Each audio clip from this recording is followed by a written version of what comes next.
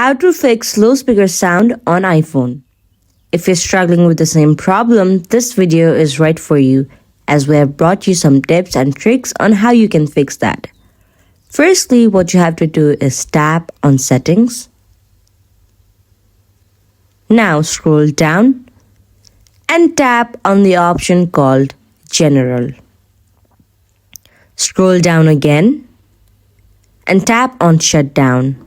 Once you tap on it, it will now shut down if you slide off, and it will restart again. Another thing what you can do is you can go and turn off your Bluetooth if it's on. Sometimes turning on Bluetooth can cause your speaker to be on low. If you turn it off, it might help you to fix this issue. In this way, you can automatically fix low speaker sound on your iPhone. If you found my video helpful, make sure to give a big thumbs up and subscribe to our channel.